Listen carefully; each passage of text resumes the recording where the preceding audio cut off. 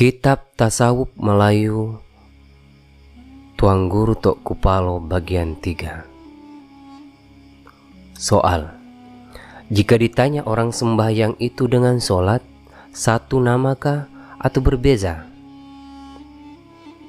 Adapun pada pihak lapasnya itu berbeza, tetapi pada pihak maknanya satu jua.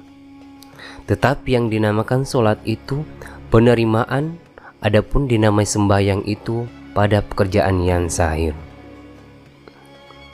Soal: jika ditanya orang apa asalnya subuh 2 rakaat, zuhur 4 rakaat, asar 4 rakaat, maghrib 3 rakaat, dan isya 4 rakaat. Adapun sembahyang subuh itu 2 rakaat karena kenyataan zat dan sifat. Sembahyang zuhur 4 rakaat karena tajalli Tuhan itu 4 perkara, yaitu hayat, kudrat, ilmu, iradat. Sembahyang asar 4 rakaat karena asal Adam itu 4 martabat, yaitu tanah, air, api, angin.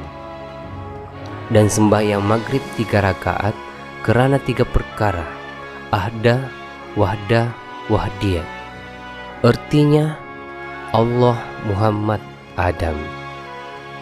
Dan sembahyang isya 4 rakaat, yaitu di, wadi, mani, manikam. Soal: jika ditanya orang kepada kita, sembahyang itu apa faedahnya? Adapun disuruh kita sembahyang itu, yaitu tiada memberi manfaat kepada Allah Ta'ala dan tiada mengambil faedah atasnya. Adapun faedahnya sebab kita mengerjakan sembahyang itu sebab kita sebenar-benar hamba, lagipun kita mengaku akan Allah Ta'ala itu Tuhan yang sebenar-benarnya. Lagi asa ia, zatnya, sifatnya, af'alnya, yaitu seperti firman Allah di dalam Al-Quran. Alastu bi rabbikum qalu bala. Artinya, bukankah aku Tuhanmu? Maka sembah segala suriat, Engkaulah Tuhan kami. Maka kehendaklah kita sembahyang itu dengan ikhlas. Artinya tiada sebab berkehendak surga dan sebab takut akan neraka. Hanya kita ini martabat hambaan, maka Allah itulah Tuhan kita yang sebenar-benarnya. Jika tiada demikian itu, nescaya berdosalah kita dengan Tuhan kita. Soal: berdiri di dalam sembahyang itu apa asal? Bermula berdiri itu daripada api asalnya, ruku itu angin asalnya, sujud itu air asalnya, duduk itu tanah asalnya.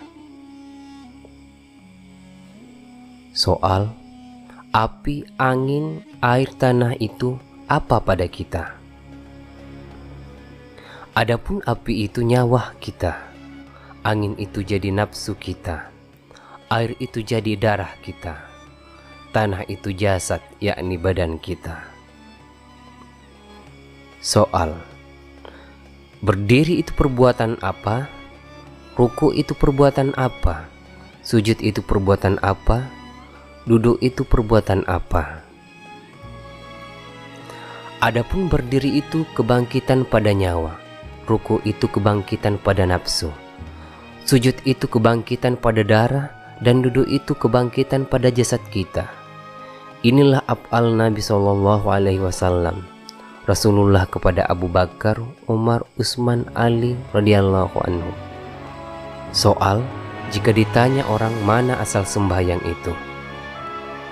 Adapun asal sembahyang itu tanah, air, api, angin. Soal: jika ditanya orang apa perbuatan sembahyang itu? Qiyam yakni berdiri betul, ruku, sujud, duduk yakni tetap.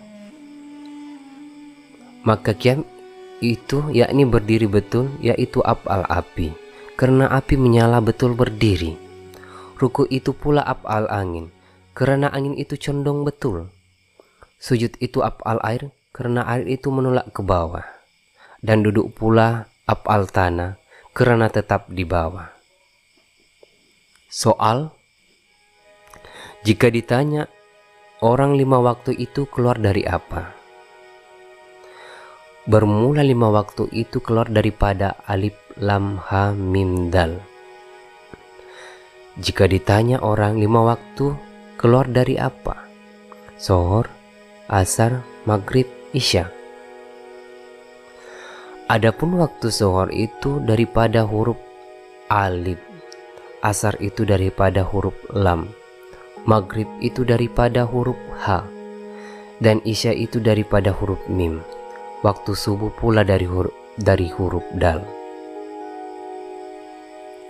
Soal, jika ditanya orang apa sebab bacaan waktu zuhur dan asar tidak dinyaringkan, dan apa sebab waktu maghrib, isya, subuh bacaan dinyaringkan? Sebab waktu zuhur keluar dari huruf alif, waktu asar keluar dari huruf lam, maka huruf alif dan huruf lam keluar daripada lafaz nama Allah, karena Allah Ta'ala tiada bertakin karena batin adanya. Maka sebab itulah sembahyang zuhur asar itu disembunyikan, yakni tiada dinyaringkan. Adapun waktu maghrib, isya, subuh itu dinyaringkan, karena waktu yang 3 itu keluar daripada huruf ha, mim, dal. Karena 3 huruf ini huruf Muhammad Sallallahu Alaihi Wasallam. Karena Muhammad itu menzahirkan nama Allah, dan takin itu juga menyatakan zat sifat af'al daripada nyatanya. Itulah sebab sembahyang maghrib, isya, subuh dinyaringkan, kemudian disembunyikan segala takin itu daripada takin. Maka kembalilah kepada takin. Inilah pasal menyatakan kiblat orang sembahyang itu 3 perkara. 1 kiblat tubuh, 2 kiblat hati, 3 kiblat nyawa. Adapun kiblat tubuh itu atau kiblat dada itu Ka'bah, maka segala orang yang sembahyang hendaklah menghadapkan kiblat ini. Jikalau tiada kiblat ini maka tiada sah sembahyangnya. Maka hendaklah dadanya, segalanya anggota, urat, daging, darah, tulang, semua segala anggotanya. Sebab dipardukan oleh Allah Ta'ala segala orang Islam menghadapkan dia, maka sah sembayangnya. Kiblat hati. Adapun kiblat hati itu kepada Tuhan Ka'bah, Allah, maka hendaklah kita iktikadkan Allah Ta'ala tiada di kanan, tiada di kiri, tiada di hadapan, tiada di belakang, tiada di atas, tiada di bawah, bahkan tiada ditentukan di suatu tempat ia jua, melainkan meliputi alam sekalian. Kiblat nyawa. Adapun kiblat nyawa itu pula senantiasa ia tiada bercerai dengan Tuhan, karena anugerah oleh Tuhan. 7 sifat, yaitu hayat dihantarkan kepada nyawa kita, maka hiduplah dengan yang hidup, maka dihantar pula ilmu kepada hati kita, maka tahulah kita dengan yang tahu. Maka dihantar pula kodrat kepada anggota kita, maka kuasalah kita dengan kuasanya. Maka dihantar pula iradat kepada nafsu kita, jadi berkehendaklah kita yang berkehendaknya. Maka dihantar pula sama kepada telinga kita, maka mendengarlah kita dengan yang mendengarnya. Maka dihantar pula basar kepada mata kita, maka melihatlah kita dengan melihatnya. Maka dihantar kalam kepada kita, maka berkata-katalah kita dengan berkata-katanya. Maka ditakyinkan kepada iktikad kita yang berkata-kata, inilah Allah Ta'ala. Apabila engkau ketahui hal yang demikian, maka hendaklah engkau ketahui panakan dirimu itu, segala perbuatanmu itu di dalam Allah semata-mata, maka hapuslah, karamlah, lenyaplah sifat itu di dalam sifat Allah. Maka sifat Allah semata-mata, tiada sekali-kali sifat kita. Maka hapuskanlah zat sifat kita di dalam zat Allah. Biarlah tinggal zat Allah semata-mata, karena kita tanah kembali kepada Adam sedia kala. Maka kata olehmu, Allahu Akbar, itulah bernama sembahyang orang hasul has. Namanya maka peroleh makam panajati dan makam tabdul kalam Allah. Jikalau tiada demikian, maka tiada sah sembayangnya, maka tiliklah sembayangnya. Ia menyembah huruf dan suara dan menyembah bayang yang alsa. Maka sempurnalah ibadatmu dan amalanmu itu kepada Allah Ta'ala, karena inilah dinamakan sembahyang. Hai saudaraku, ketahuilah olehmu akan sempurna sembahyang itu tiada sah, sembahyang itu tiada niat dan ikhlas, melainkan dengan hati, dan tiada diterimanya hati itu dengan ilmu dan ta'yin. Adapun arti hati itu ikhlas, ilmu dan makrifat itu ialah rohani. Maka ketahuilah olehmu bahwa sekalian perbuatan itu dengan niat dan tertib. Tertib itu daripada hak, kasat dan kasat.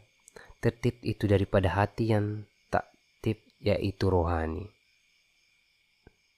Bersambung.